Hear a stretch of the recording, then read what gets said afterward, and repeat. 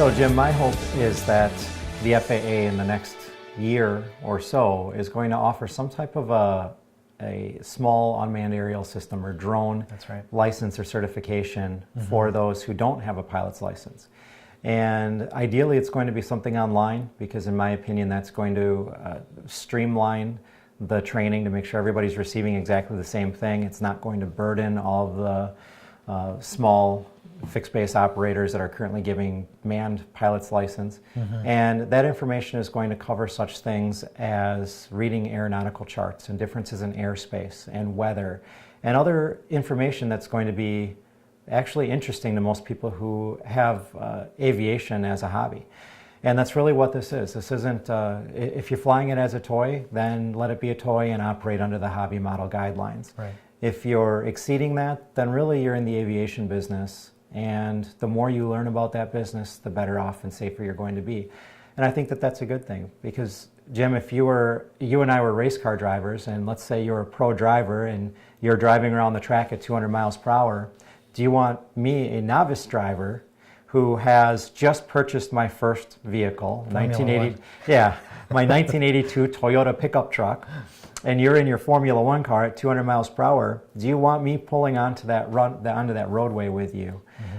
Probably not. It's going to scare you, and even if you're able to avoid me, which manned aircraft are generally going to be able to avoid other drone aircraft because they're flying at a higher altitude most of the time, it doesn't mean that that's not a danger. I have an affiliation with a helicopter law enforcement aviation and search and rescue group, and I have seen video where they were performing an operation where they're searching for somebody. It was a search and rescue operation, and there was somebody else there with a drone, an unknown person, not with them, not with the group. And the video and the conversation between the pilot and their systems operator, who's also in the aircraft, was constantly their talk about this drone that was in the area, because it is something that is quite a distraction. You have a multi-million-dollar helicopter and your life on the line. And if that drone were to come into contact with a rotor, main rotor or tail rotor, either one, you have a very high likelihood of a crash or some type of catastrophic event happening. So it is a real threat, and it is a real distraction, and it's not something where they're going to be able to just assume that that drone operator sees them and will avoid them. And I don't know about you, but I've seen drones lose control unexpectedly. And through no fault of your own, there are times when all of the thousands of electronic components in there, when they fail, and your drone will spin, it will fly away, it will slam itself into the ground, whatever it is. It could just as easily fly directly towards a manned helicopter, causing a catastrophic collision when you're not touching the sticks. And imagine the horror that you would be feeling as you watch that, and the liability that you would have as a person who was supposed to be in control of that. So I believe the FAA is going to have some common sense regulations that are coming out, and if it were me right now sitting there without a pilot's license, I would probably hang tight and wait for a little bit longer to see what they evolve into. Okay. So Chris, can you tell us a little bit about the insurance companies and what they're doing in regard to this whole issue? Because like if you're a business owner and you're applying for insurance, often there's an exemption for drones or UAVs. So is it going to be easier to get insurance if you have a 333 exemption, or maybe this upcoming FAA ruling that you're talking about, the training associated with that? Yes, and I think that you're going to start to see a lot more insurance companies want to buy into this emerging industry. It's going to be something that insurance is all about statistics and data, and they have actuaries that analyze the number of uses versus the number of payouts, and I believe that as that data becomes more and more available to them, you're going to see more companies start to extend that type of coverage, where you'll be able to buy coverage not only for your aircraft, collision and comprehensive type insurance, but also to cover you as a general liability or an umbrella policy. Having the 333 exemption is certainly going to help with that. It's likely, in my just amateur opinion, that that is going to be something that will continue to be excluded from most policies.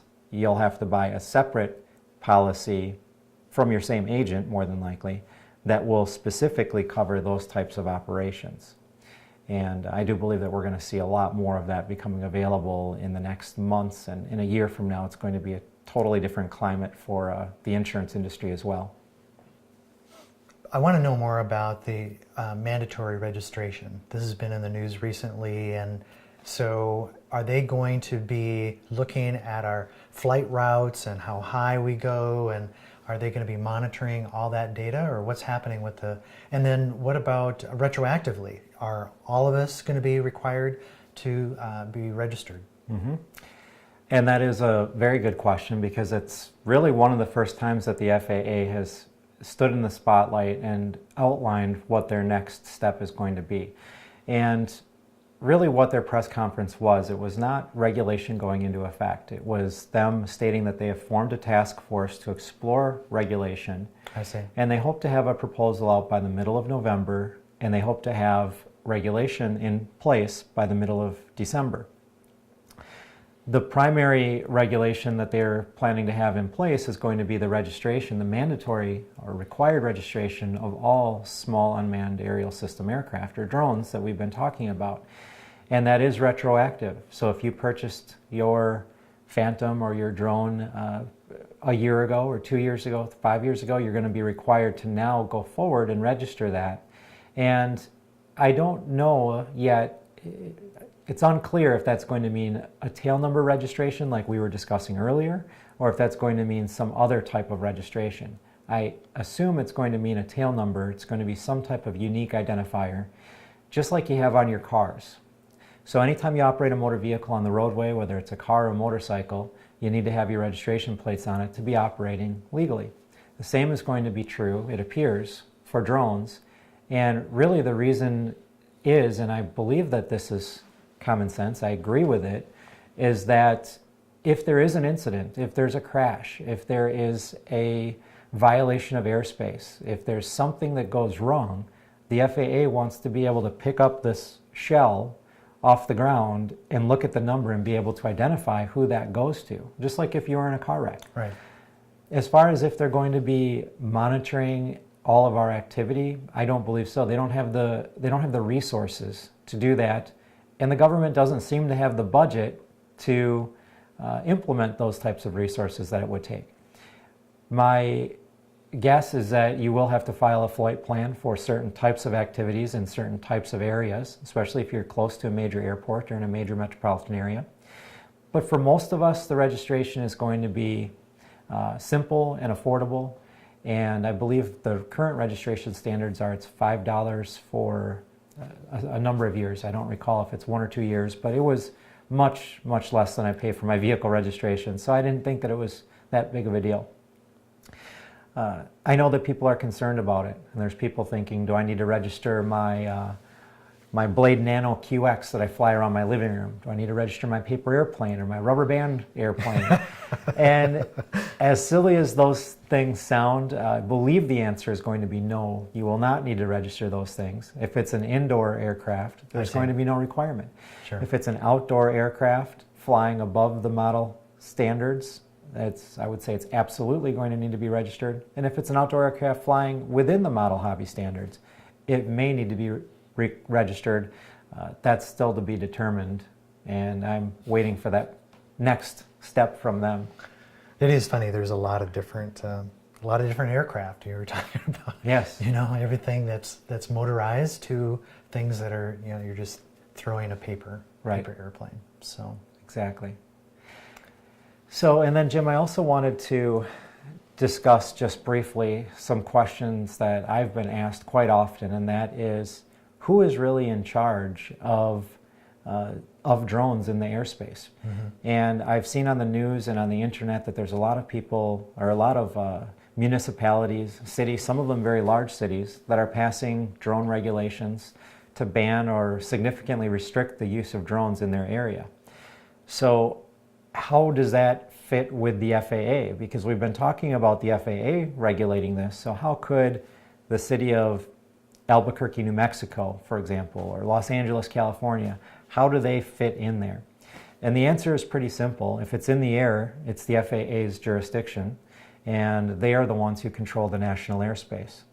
There's a legal term called preemption, which means that the FAA or the federal law in this area preempts any type of state or local or municipal law that could possibly be granted. So as a state, you cannot say, we will allow drone aircraft in these areas, even though the FAA has said that you can't. That's the FAA's ground.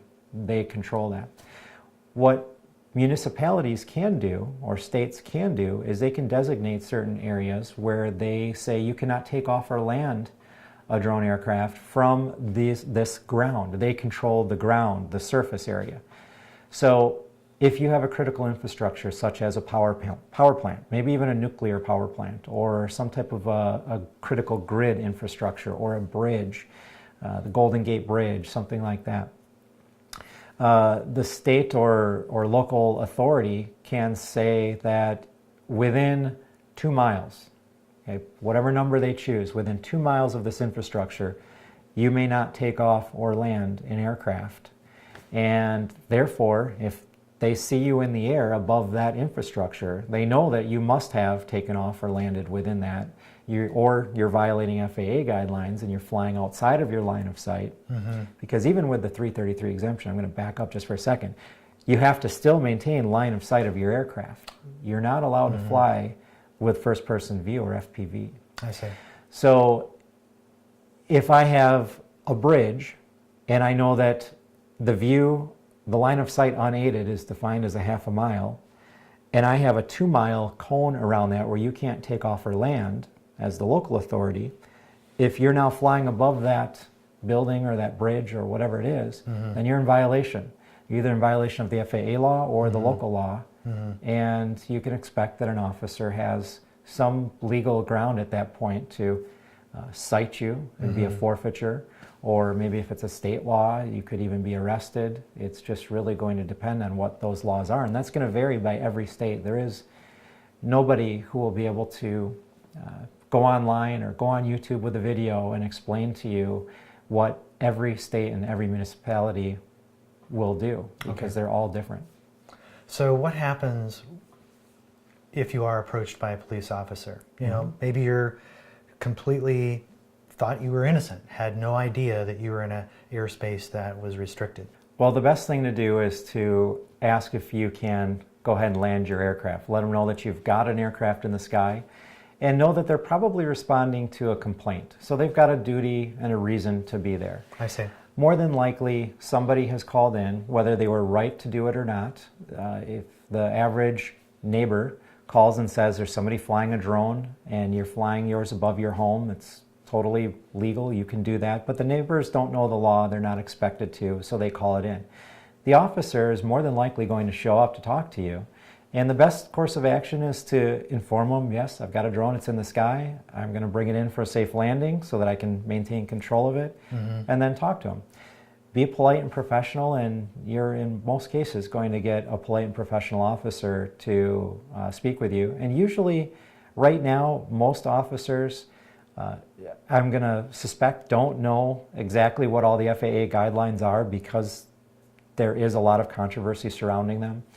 And unless there's a specific municipal ordinance or something that they have put into effect, they're not going to really understand it. And more than likely, they're just going to think your drone is cool and they're going to want to talk to you about it. So you bring it down, you professionally explain to them what you're doing and why you're doing it. And that's a good opportunity for you to be the expert and to know what the laws are, and have some of the stuff printed out so that you can say, this is from the FAA website.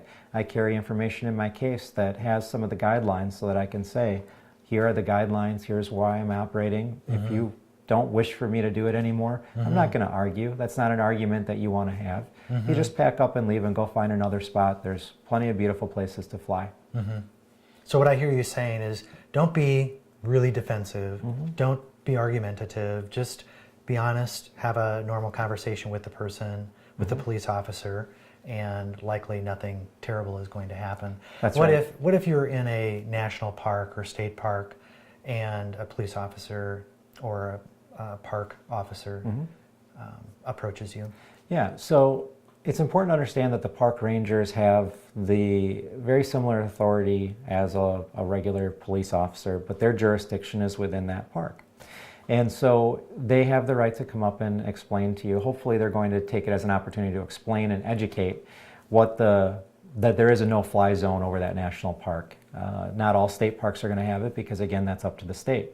But in a national park, that's going to be governed by the federal government, and those are no-fly zones. So if you check your app first, it's going to show you to not fly there. If you inadvertently are doing it, more than likely they're just going to give you an education and say it's not permitted or it's not allowed. It's sort of like taking pictures at an event where you're not supposed to. They're usually going to give you an opportunity.